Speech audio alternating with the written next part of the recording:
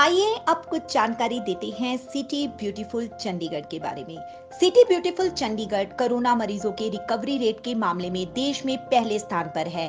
चंडीगढ़ में कोरोना संक्रमित मरीजों का रिकवरी रेट 82.3% है, जो देश के किसी भी राज्य और केंद्र शासित प्रदेशों से ज्यादा है। इस बारे में चंडीगढ़ पीजीआई के निदेशक प्रोफेसर जगत राम ने बताया कि कोरोना रिकवरी रेट में आखिर चंडीगढ़ ने देश भर में पहला स्थान कैसे हासिल किया। उन्होंने बताया कि चंडीगढ़ पीजीआई में जो मरीज आते हैं, उनमें से कुछ मरीजों की हालत स्थिर होती है और कुछ मरीज ऐसे भी होते हैं जिनकी हालत गंभीर होती है।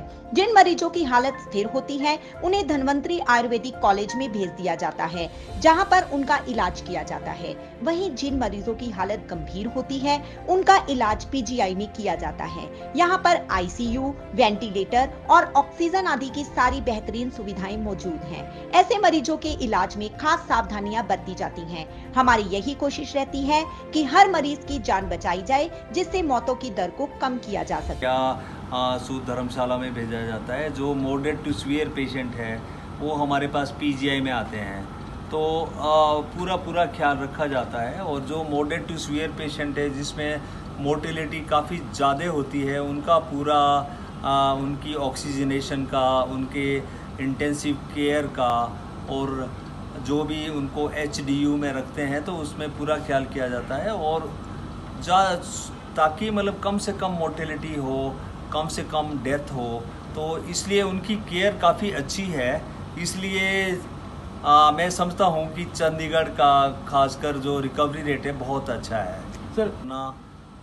एक काफ़ी बड़ी बात है, ताकि उसमें कोई भी ऐसे मोर्टेलिटी ना हो, डेथ वगैरह को प्रिवेंट किया जा सके, और तभी तो रिकवरी रेट बढ़ेगा। तो देखिए, जो तो पेशेंट एसिम्प्टोमेटिक पेशेंट जो डिटेक्ट होते हैं उनका, और जो माइल्ड सिम्प्टोमेटिक पेशेंट्स का तो रिकवरी रेट वैसे ही अच्छा होता है। जो बात आती है कि रिकवरी रेट को अच्छा करने के लिए क्या ज़रूरी है, जो patient moderate to severe patient है उस पर फोकस जब होगा, जिसमें डेथ रेट और मोर्टेलिटी ज़्यादा होगी, तो रिकवरी रेट डेफिनेटली आपका अच्छा आएगा।